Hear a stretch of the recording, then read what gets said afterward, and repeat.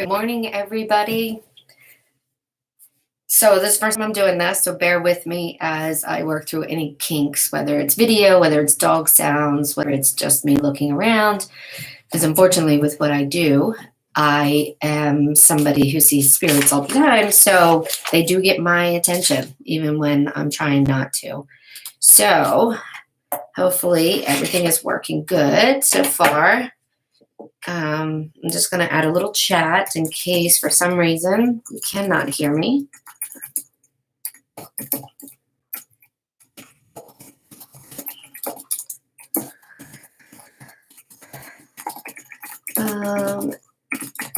All right, this includes any questions you may have as well. I'm going to try and keep an eye on the chat side. If I can get to it, I will. If not, then I definitely will respond either afterwards through the messaging or it'll be topic for next time around. So here's the plan. So with this weekly live stream, I'm hoping just to be able to connect with everybody. Topics will change based upon either suggestions that everyone has submitted or just whatever the spirits told me to talk about that day. Some of these will actually be mini readings, so the time for these live streams may shift. Instead of it being a complete hour, it may be less, depending on either topic or if nothing is really happening and I was able to get through all the information I wanted to for the topic itself. In addition to mini readings, I'm also looking to be able to provide some self-help techniques. So the image behind me and the room I'm in may shift and change depending on what it is that I'm doing as well. So in the end, yeah, get ready for different things because I don't know what's going to actually happen. So first things first, I just wanted, for this session, I want to talk about who I am. How did I know I had abilities? Because a lot of people out there have abilities still and don't realize that they have it. Why I started this path, as well as, how much it's changed my life by embracing my abilities. And if there's time in this session, or definitely for future sessions, where I tell you guys some stories, some experiences that I've experienced due to what I do and the level of my phone. Sorry, I should have put this on Do Not Disturb. So that's hiccup number one. I'll make sure I turn them off in the future. Let me do that now. Okay. So a few things for today. So who I am. So I'm Bonnie, and some of the people that have subscribed, I know you've known me for many, many years and know what I'm doing and who I am. But for those of you that do not, I am technically a shaman, but on the East Coast, most people do not know what that is or how it can even relate to their life in any way on this side of the country. So I tend to only, sorry, thought somebody was calling my name. Anyway, spiritually, I thought for a brief second. Anyhow, no, dogs are barking, totally distracting me. It's going to happen. I know it would. Anyhow, so on this side of the coast, I just refer to myself as a spiritual medium. And a lot of people will wonder how it is that someone knows what their title is, because there's so many out there between psychic, spiritual medium, clairvoyant, medical intuitive, past life sensitive, energy sensitive, empathic. Like, there's so many different levels of a name and a description. And in the end, it's potentially all the same. It's just how in tune are you able to actually listen and process the information.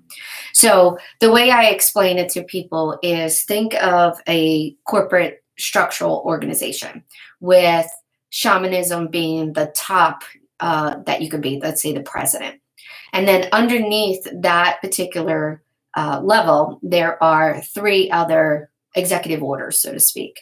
trying to think of how to explain this. The first box is speaking to humans, to people that have passed. The middle box is animal related, and the third box, the far box, is the world and Earth. And then under each one of those boxes, it then branches out into the various different channels. So for people like those abilities that I had originally said, plus many, many, many, many others. And so if you kind of think of it like a radio channel, when you tune into that specific energy frequency, then that's what you're listening to.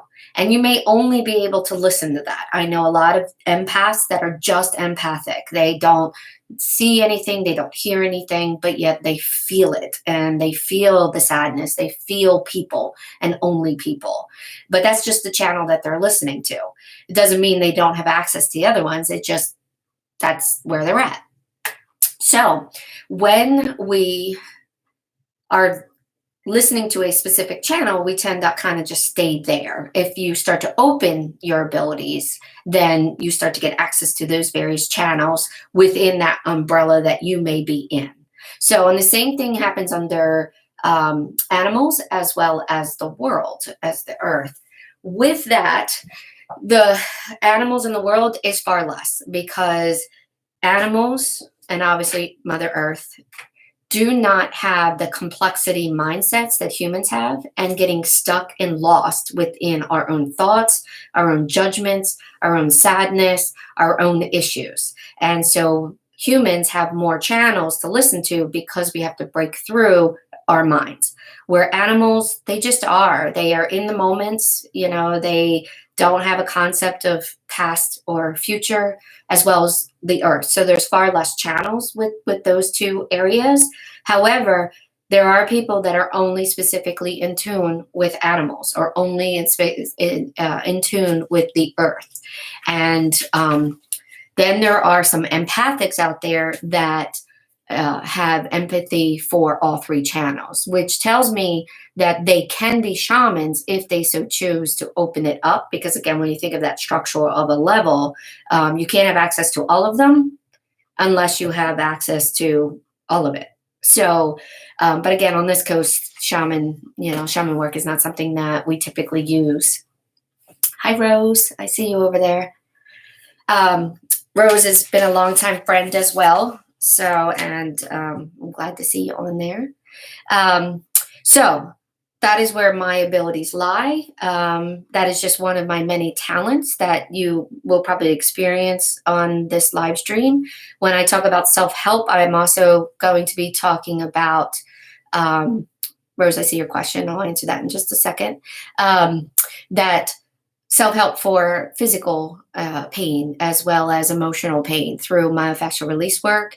And then also some techniques that have helped me with the emotional pain that I experienced on a deep level after I lost my son. It has caused me to go down a journey to go and get my master's in mental health counseling, so that way I can help children and young adults try and avoid medication, and especially self-medication, due to their own unique abilities.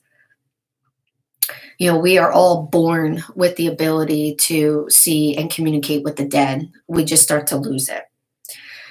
So, and when we start to lose it, it's because it's just naturally something we do to shut them out by thinking.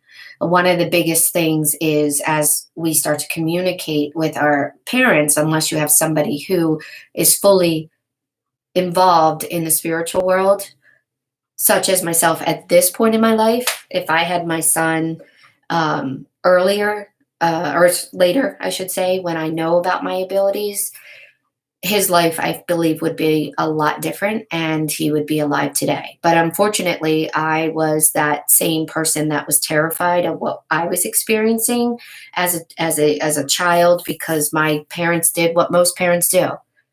There's nothing in the closet. There's nothing under the bed. That's not there.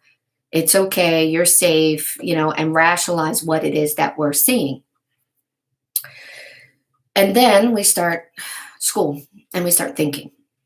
When we shut them out by logical thought, hey, Kathy, then we naturally shut the ability down. Being communicative is completely right brain activity. So those people that you met that are very whimsical and very artsy and very creative, they kind of seem like they're on their own planet. In some ways they are. They may not realize they have abilities. They may not be doing anything with them. They might just be very artsy and creative, but that's what happens. And that's also the reason why scientists and those that are highly, highly thought processed and highly intelligent and always stays in that mindset will never experience a spiritual, so to speak, ability or a spiritual encounter. It's just the way it works. But we all are all born with it, and I am seeing some newer abilities coming into the world. Some that are pretty terrible for our future kids. So at some point, that's my goal, is to make that happen. Hi, Julie. All right, so I'm going to answer Rose's question before moving forward. So Rose says, why do you think an empath only chooses to feel? Is it because they spiritually, soulfully choose that in this lifetime? So that's definitely a multifaceted explanation.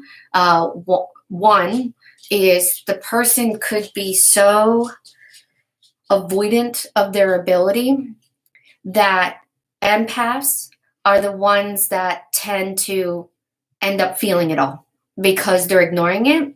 And our sense of feelings is something that's always driving us. Think of how many decisions that you have made, how many that you have relied upon based upon how you're feeling. What is that gut telling you? So when you are so distracted yet so talented, empaths are going to feel it. And when I say feel, it could be feeling of pain, sadness. It could be feeling happy and giddy. A lot of people that are diagnosed as bipolar, I have found through interaction and just talking with people who are labeled that 99% of people labeled bipolar are empaths. And they have to learn to push that energy away, especially if they never want to work with it, because it doesn't matter if you have abilities or not. If you do not want to work your abilities, you do not want to utilize them, you can absolutely dim the switch. You can't shut it down. You can, going to somebody who does chakra balancings can actually close off the ability. I've only done that once to help actually my niece, from experiencing what she was experiencing because she couldn't handle it due to some tragedies in her life. And I wanted to give her that piece of turning it off because she asked me to do it. And I did it. And it, although it turned off from her sensing, it didn't stop the spirits from being around her. So she didn't know that she was feeling a certain way because the spirit was next to her. Then it became more internalized. So when it comes to abilities, there's a lot of things going on. So multi-layers. So we have that driven, for the empaths, as well as some people do make contracts on how they want their life to be. Some people believe it's 100% contract based, before we come into our bodies as babies. And on some levels it probably is. But the beauty about being alive is we can change it. We can make things different. We can break that contract that maybe doesn't necessarily serve a purpose for us after all. It's a hard thing to kind of digest in some ways because a lot of people think people with abilities, they know everything. But instantly I'm going to read your mind or know all your secrets or, know 100% what's going to happen to you at every turn throughout your life. That's not true. I know what the spirits tell me, and that's it. And I'm not doing it all day, every day. Otherwise, I feel like I would lose my mind. So I only do it when I'm forced to because there's a ghost in my face kind of yelling at me to pay attention, or I happen to see them standing there like, okay, what do you want kind of thing. But what it actually comes down to is paths, even knowing a path that they say this is going to happen, you still have every opportunity to change that because you are still alive and you are still living and you are still making choices that you feel is the best choice that you can make. So even though we have guilt, and trust me, I have a lot when it comes to my son that I'm still working through. I may never get through it all, but at the same time, we're still choosing what we want to process when we want to process. Let me see. I think that answered spiritually, so we choose that in the lifetime. Also to finish the thought on Rose's question was, so when empaths are out there, most of the time they either never fully let go of their ability, and it was always on a little bit on edge. So before the term bipolar came around, people who were empaths or are empaths were called just sensitive. They cry very easily. They get very emotional very easy. They're just sensitive. Yes, they are. Imagine being surrounded and feeling all this energy of sadness, for example. You may be sad for a specific moment of your life, for example, losing my son, but then add that by however many spirits that are around you as a sensitive, by that many people that are sad as well. So now you're not just sad. Now you're 101 sad, which is so overwhelming, and you kind of get trapped in it. So empaths truly, one of the hardest abilities up until a recent ability that came out to only have. And then to try and stop it or medicate it, it's going to be difficult. It really will. You'll never be able to let go of that because of our own emotional baggage that we're holding on to. I think that answered Rose's question. If not, ask another one, Rose. Allie, can we get that ability back? Absolutely. It's harder for those that cannot get out of their head. So, for example, can't meditate, can't disengage from thought process. It is extremely difficult because your mind keeps going back to thoughts of the day, thoughts of yesterday, thoughts of what you need to do tomorrow, thoughts about dinner. If you can't shift out of logical thought, then it becomes a struggle to turn it back on. But being that we're all born with it, absolutely. You just need to do the work. When I teach intuitive classes on how to open your abilities, I do it in a way through tarot cards that it gets people out of their heads. So it's not about learning what the card is in any way. I have no idea what the Six of Cups or however many cups they have, or the Six of Wands. I have no idea what they actually mean because that's not the purpose of them. And that is one way to get yourself out of logical thought and into right brain, to shift from that to that. All right. So questions and answers. So let me continue with what I wanted to talk about here. So why I started this path. Honestly, it was out of fear. Those that know my website pretty well probably know this story. So I was somebody who it never shut down for, but throughout my life, it would turn off. Like, I don't want to say turn off, but I would say, I guess it would diminish, and I wasn't experiencing the same way as somebody who had it completely on, or even as I do in my life right now.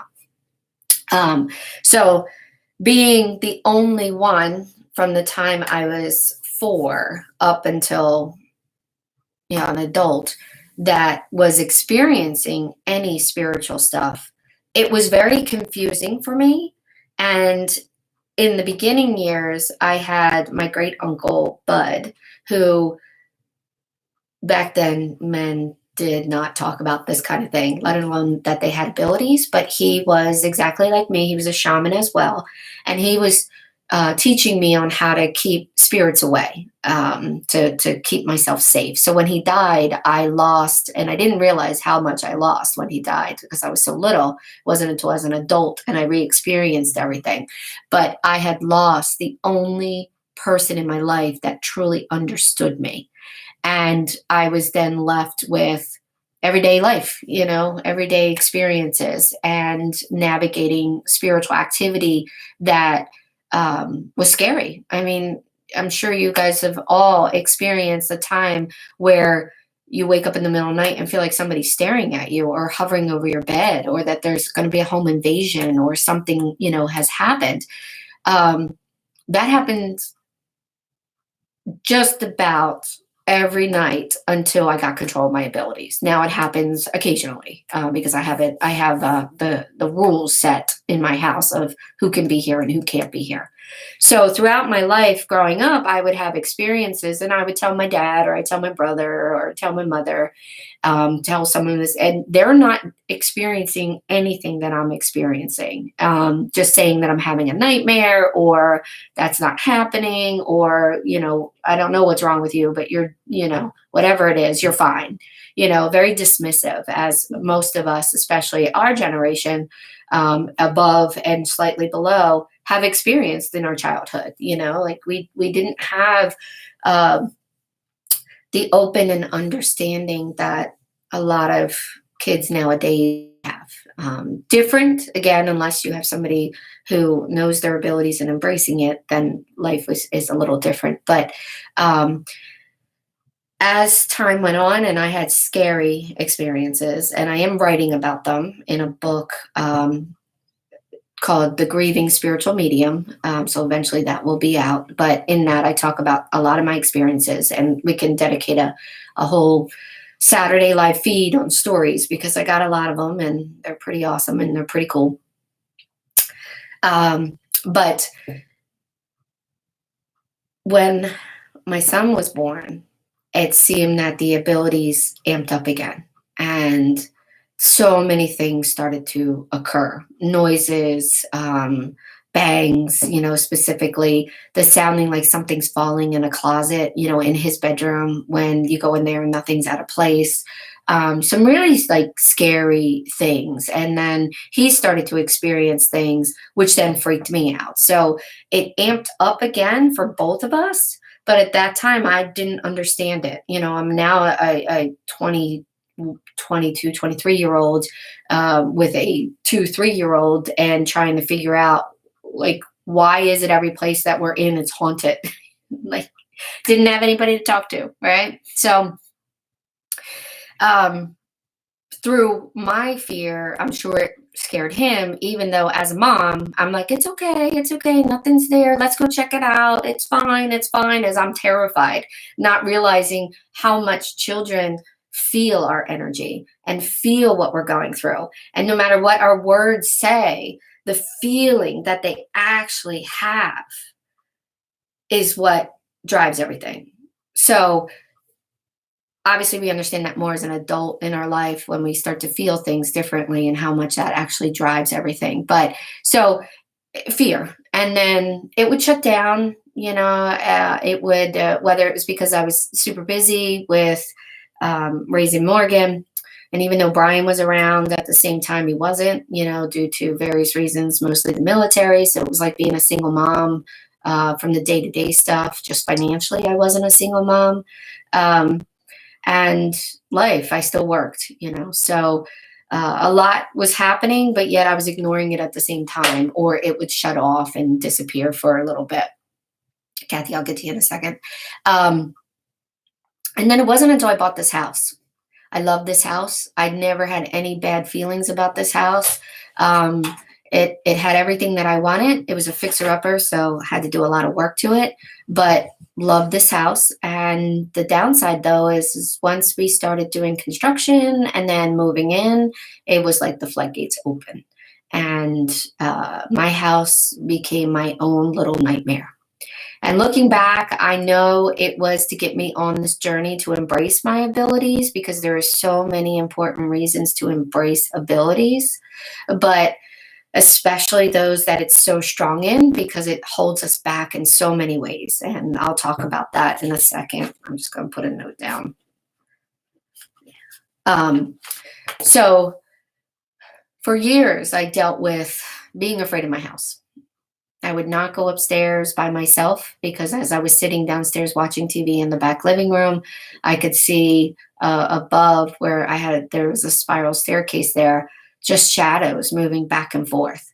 And like most people, I ain't going up there. No, no, no, not by myself. So when my son didn't want to sleep upstairs either and wanted to turn the front living room into his bedroom, absolutely. Because how can I expect my child to be up there if I don't want to be up there? So lots of terrible things happened in this house, including a room that had a negative entity in there that took Jesus to come through to clear it out, which is how I learned how to do white light. That's a whole other story of meeting Jesus as well as talking to the devil at some points. I've pretty much experienced a lot of different things. That's why stories are actually pretty cool. But it wasn't until a medium was doing a group session at a friend's house, and they couldn't do it there, so they asked to do it at my house. And when that occurred, she had told me what was going on with me. And she had said, if I get my abilities under control, not only will I no longer be fearful of what's going on because my house was haunted because of me, but also all the mystery, aches, pains that I was suffering, and then going to the doctor and they tell me nothing was wrong with me, would stop. And that's a downside to empaths as well, because again, they feel pain. So they're going to feel if somebody had knee surgery, or they're going to feel a heart attack, or they're going to feel these symptoms. Now, some of it, now that I know about myofascial release, could also be a structural thing as well. So I don't dismiss that as well.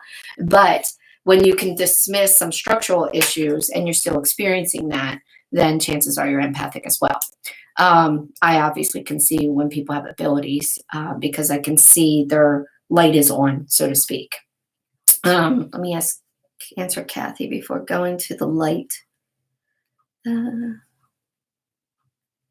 That's funny, Kathy. I actually like that. She said two of cups cards means you're having a drink with a friend. And then what should a person do if they want to expand their abilities? Practice. Honestly, just like anything, whether it's instruments or knowledge, your job, the more you use it, the more it grows. Some people are forced to use it faster than others, such as myself. And then others will eventually use it by dabbling a little bit here and there. And then it becomes a point where you have to use it, which is what happened to me, not only for my house, but as I started to practice, it became harder and harder to sit behind the computer and do project management. I would have light sensitivity where it was very hard to see because everything seemed so bright. I was getting a lot of migraines and headaches between the spirits surrounding me, and this was before I learned to control them. So again, floodgates were still open. It's just now I can understand what's happening. But not being able to concentrate, which then would give the headache because you're trying to think and they're trying to talk to you. So it was literally like having the music blaring in your head. So practice, practice, practice. I know that's hard in today's day-to-day life, especially those that have full-time jobs, doing something outside of energy work or spiritual work, anything, that involves thinking behind the computers, being at a register, even being at Wawa. For those that are sensitive, that's a sensory overload, trying to deal with all those people's energies and of their own, let alone their following of the spirits, because places typically are not haunted, people are haunted. So those that have terrible haunting experiences, you can move, but 99% of the time they're just going to follow you because it's not about the place. There are exceptions though, because I have experience where places are absolutely 100% haunted.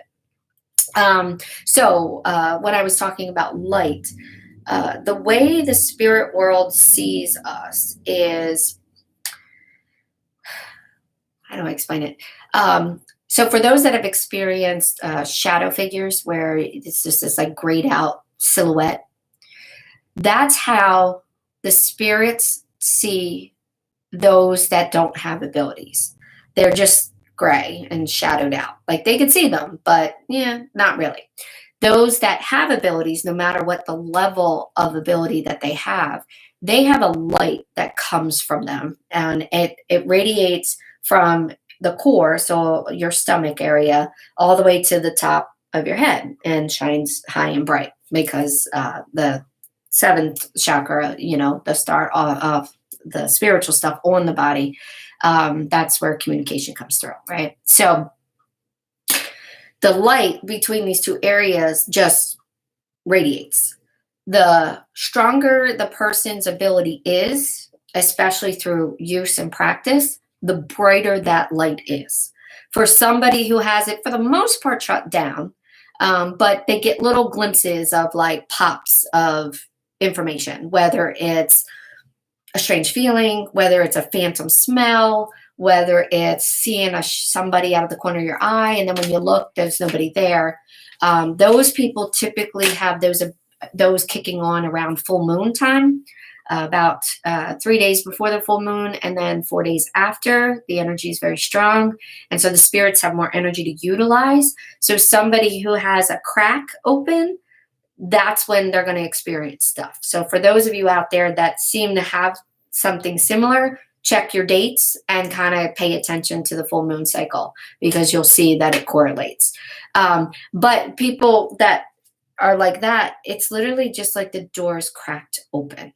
It's not shining bright, but it's just a hintly there. I can kind of see that it's a little tiny brightness. And then I've met people that it's so bright that I'm surprised that they're functioning okay in life, because it's that bright, and yet they don't know what's going on with them, and they're not being affected as well. Some of that is due to our own natural ability to keep negative energy away from us. Most of us, unfortunately, and this is how, my life changed dramatically, is most of us are fixers. We want to help everybody else. We want to make sure they feel better. We want to make sure that somebody in our life that may or may not have an issue, but they need somebody like us to make them happy or make them feel better. So we gravitate towards people that most people could not deal with, either from a patience level, because they're just so miserable and so grumpy, with or without substance use, that most people in their life would be like, see, I can't deal with this. Where people with abilities can be with somebody for years and years and years, and maybe even forever, because they're able to deal with that energy a little bit differently. And they stay because either they make you feel guilty to stay, or it's because you see that one little bit of hope in the person, and that you may be able to get that little bit of hope out of them. Obviously, we know through time that that's not the case. People change because they want to change for themselves. And anybody who says they want to do it for somebody else, it doesn't last long, because in the end, you are still who you are. You are still the person that you are. So people with abilities, especially empaths, you surround yourself with people that most people can't handle. And that's a tremendous strength, but it's a terrible weakness for you, because you're constantly being drained of energy, and you're constantly putting everybody else's needs before your own. And I was there. I did it for many, many, many, many years myself. It wasn't until I fully embraced my spiritual abilities that I was able to separate myself from that and realize that it's good for me to be happy too. And just because I was with somebody for a certain amount of time, a long amount of time, doesn't mean I have to stay with that person forever if it's not working for me anymore. And it's a hard, hard, hard thing to do, to walk away when you're spiritually connected, especially empaths.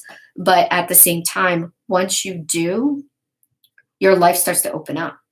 Because how can you see the right path to go down if you're constantly working somebody else's path? So as scary as it can be, it's very rewarding as well. Um, let's see. The other reason that I believe I needed to get on this path was because of losing my son and still being able to experiencing him. I do know of other spiritual people who have lost, somebody significant in their life that they would love to talk to, but they don't open up the space to allow them to talk. Whether it's too painful for them, whether it's just something they just are blocking. But for me, it is painful to see my son, to hear him say he loves me, to smell him, which I did the other day. I could smell him, and I haven't smelled him in forever. So, of course, that makes me cry. But as painful as it is to lose him, if I didn't have these abilities, I don't know if the person that I am could still be here today. Because Morgan was the first person that I ever truly loved with all of my heart and soul and all of my being. And he was my purpose in life. And he wasn't the first person I helped take care of, because I've been doing it since I was a child, with helping my siblings and, hanging out with my brother all the time and keeping each other safe. But at the same time, he was somebody that was truly 100% my responsibility. So when I lost him, I literally lost an identity. And anybody who's gone through an identity loss would understand how that feels and how horrible it is to pick up the pieces and move forward and change things within your life. So I believe, although our paths can change, the things happen for a reason. And if he didn't die, then I wouldn't go down the mental health path to help children in the way that I want to. Yes, I offer pediatric services at my, for my current practice with myofascial release, as well as spiritual abilities, to help the parents help their children, especially ones that are still very, very, very, very connected. And I have helped a lot, but you don't get the same level of, I guess, pediatric clients is probably the best way to say it, without the mental health degree. And then to add that into my practice will allow me to shake up our psychiatric services and stop saying that this doesn't exist for people, because it absolutely does. It absolutely does. Not everybody, but it can if we keep everything open. So I'm glad I'm on this path. I really am. And it really did change my life in so many ways. And it will, I know in my heart, it will continue to change it. I was asked before, how is it that doing this is right? Certain religions say that, talking to the dead is devil's work, or it's not natural, that, or you're lying, you're not really experiencing that, and really kind of force some people to feel shameful or guilty. And whenever that comes about, I always tell them, first thing I say is, how is giving somebody peace a bad thing? How is lessening the pain within somebody's heart and mind a bad thing? When you could give somebody some answers that they're looking for that they didn't know the answers to, whether it was how the person died or where they may have been when they would disappear all the time, or the other one popped out of my head, so I'm not going to worry about it. But how is it that a bad thing? It's not. Now, obviously, people can take this to a bad thing and utilize this ability in a very negative way, which is, something that can happen in all various types of abilities. A lot of times we focus on voodoo, and that's a bad thing. But with every type of spiritual energy, there is good, there is bad. And you need both of them to truly be balanced. So there is good witchcraft, there's bad witchcraft. There's good voodoo, there's bad voodoo. There's good spiritual mediums, there's bad spiritual mediums. I mean, it's all there, and it's how you choose to you use your abilities in order to do the right thing, if that's what you're looking to do. But again, if you don't really care, then that's what you do too. So I've had people ask me if I can do curses. I've had people, hey, Kathy, another Kathy. I've had people ask me to make not only curses, but potions, like a love potion. And I won't do them because, one, you could be changing the fate of somebody's life in a very negative way, even though you think it's going to be a positive thing.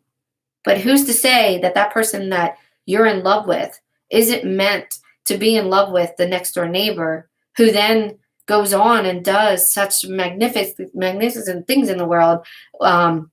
For example, let's say their child is supposed to be an equals rights activist. And now that's not going to happen because you want this. So I won't do them, but I do know people that will. And again, that's the choice that they're making. So I try and stay balanced. I try and provide information that's going to help people. I try to give energy and healing energy as needed, which everybody needs all the time. But, even when I'm doing my fascia release, I try and put healing energy through people. Some people feel it. They'll feel a vibration through their body. Some people don't, and that's fine too. But in the end, I also utilize that balance of positive and negative by dealing with negative entities that may be attached to somebody or tormenting or stuck in their house. I remove negative energies as well. And that's where I play in with my negative stuff because of dealing with the negative energies. I don't invite it into the positive work. I keep them separate as positive and negative. Okay, let's see what else. Holding back, if not. I know I wrote that for something.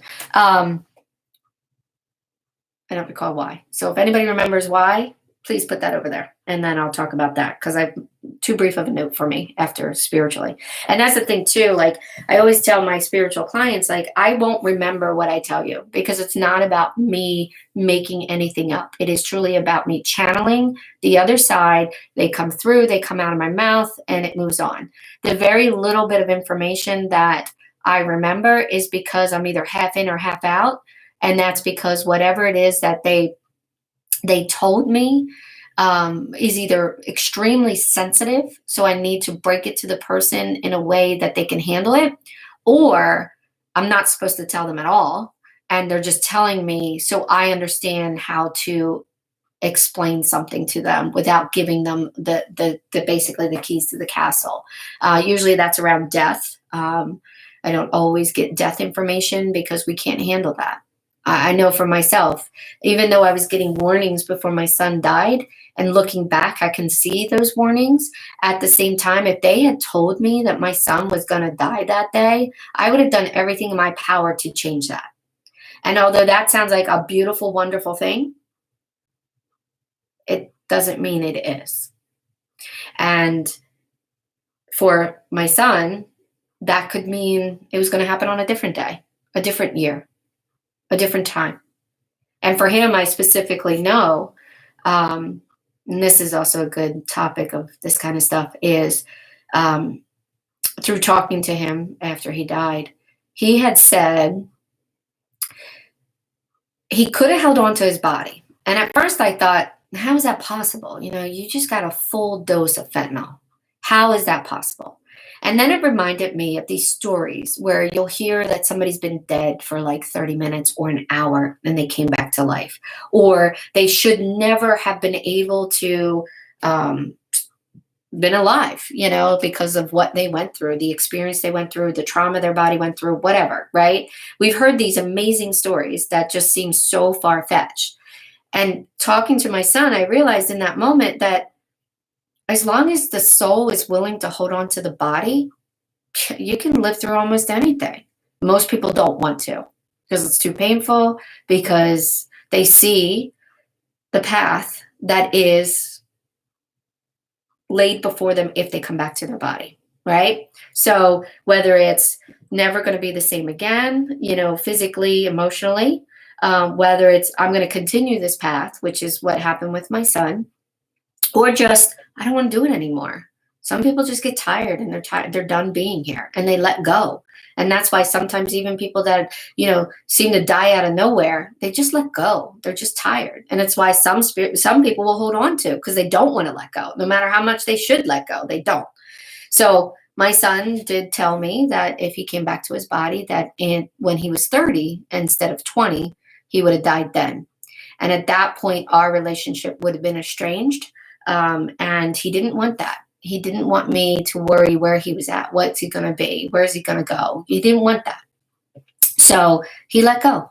He let go out of his love for me and our relationship, which is beautiful in its own sense. That was hard for me, obviously, because it's like, well, why would we not have a relationship? And just like most parents that go through somebody who has an addiction, you get to a point where you don't know what else to do but make them leave, whether it's because they're stealing from you, whether it's because there's other people in the house to worry about, or just the fighting all the time and they leave on their own. And that was a hard pill for me to swallow because I never thought I could get to there. Yes, I threatened him to leave all the time. Well, just leave if you're not happy, because I didn't understand him. I didn't understand what he was going through. I didn't understand his mindset because I never did drugs. I just didn't understand it. And it is, again, a reason that his death put me on the path that I am for mental health, because it will help me help those kids as well as help those parents help those kids, because we need to remember we are our own self and our own experiences are unique to us. And somebody can go through the exact same thing, but yet they'll experience it completely different.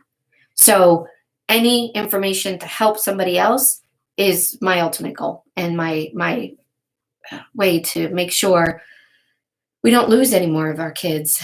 Well, I really can't make sure of that, but that's what I would like, is to ensure that these kids have a fighting chance, and the parents and guardians that are struggling along with them have some tools and resources that may or may not help, but at least they have an option in their toolbox and make them feel like there's something they can do.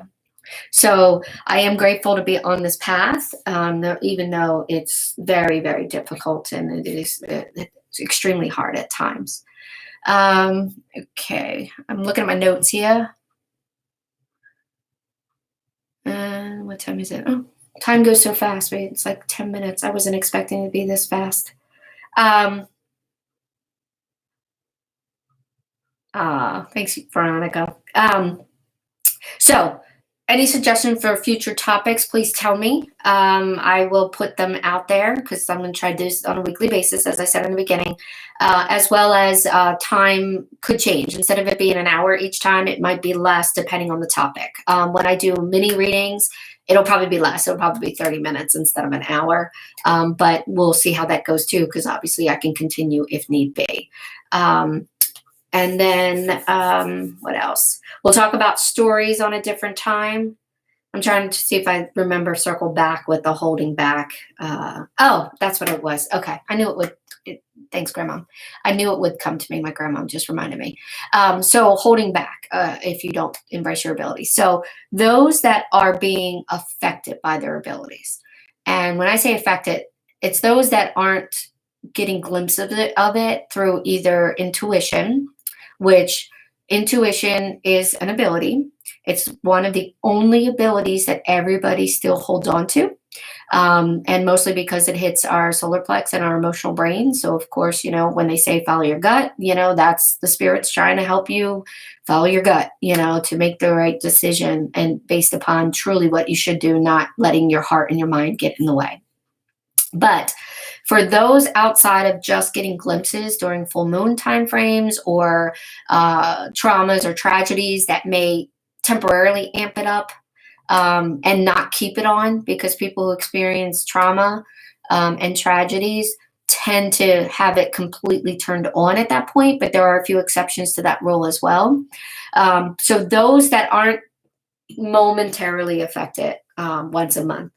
Everybody else, if you don't at least control your abilities, it will hold you back in so many ways. Most people have a lot of lack of sleep. They just cannot sleep whatsoever. They feel like they've slept, but then, or look at the clock and it looks like they slept, but then they wake up feeling completely exhausted and run down. Those people are either being woken up in the middle of the night and they just got so used to it that they don't even realize it anymore, or they are astral projectors. And people that astral project, it's not a good ability to utilize for many, many reasons. But it then, lack of sleep doesn't allow your body to heal and you don't get rested.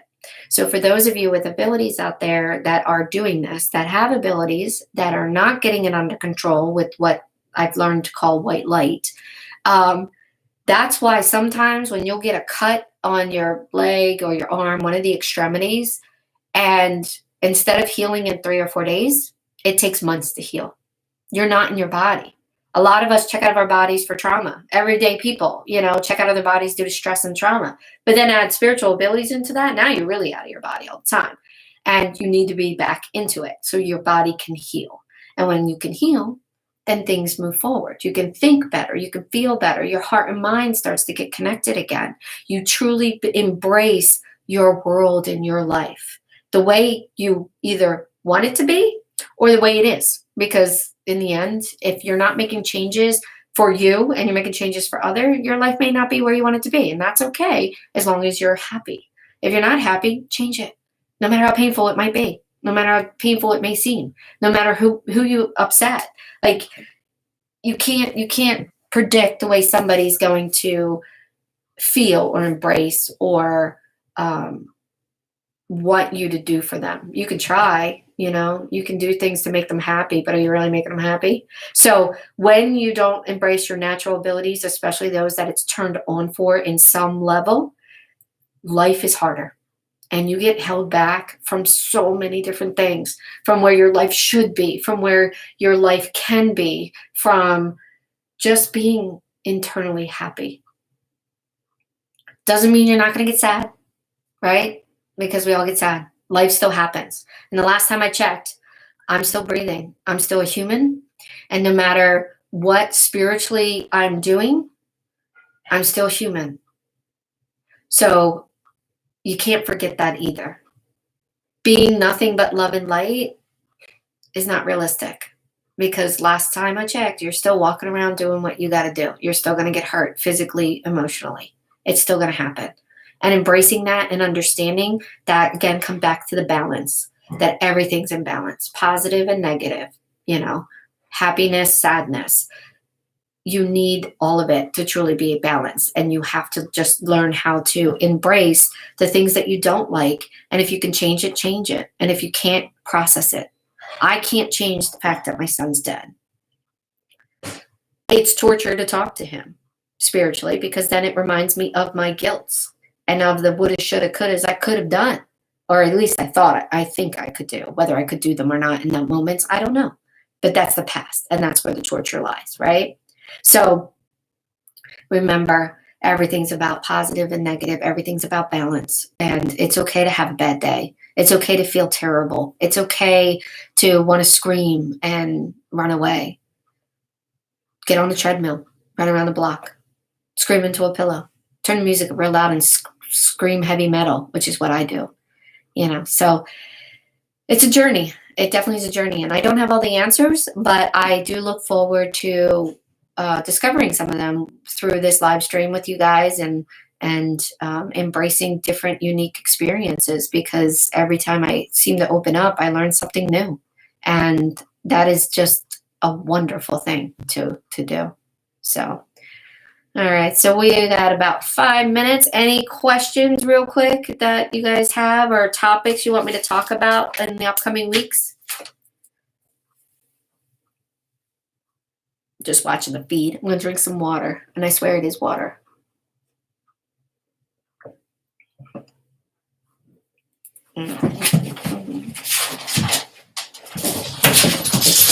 The dogs got excited because Dave's in the kitchen, so I think they think food, so they're running that way.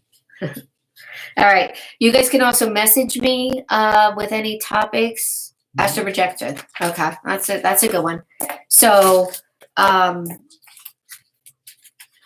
is going to be a good topic because that one can get very lengthy for many reasons. So we're going to. I'm going to put that on my topic list, and we'll talk about that.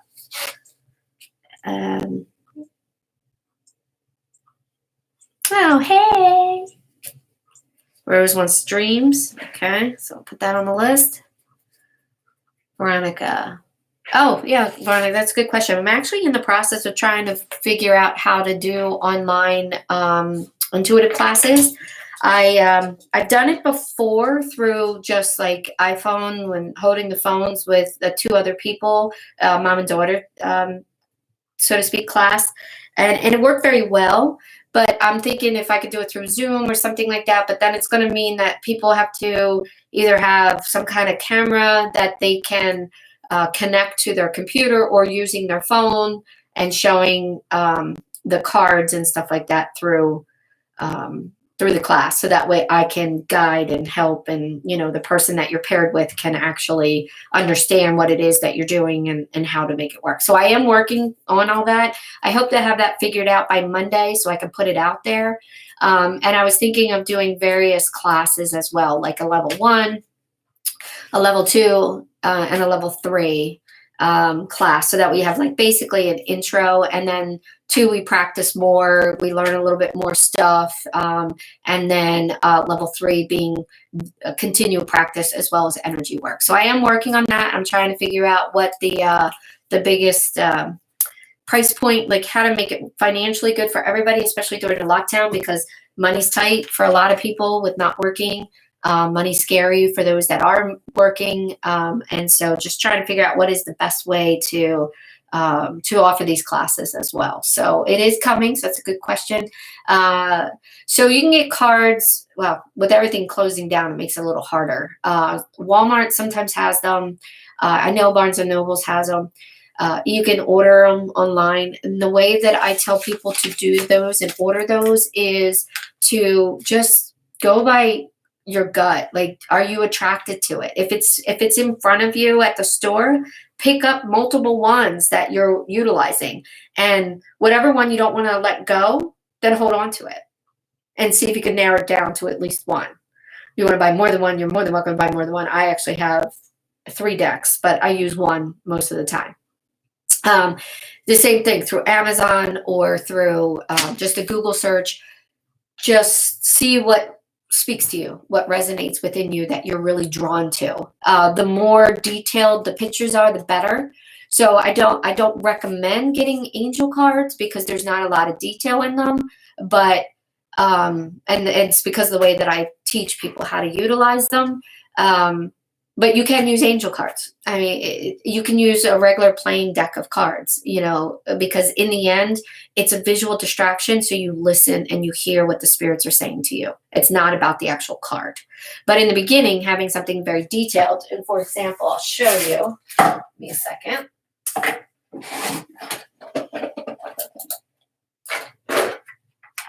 My little spirit box, right?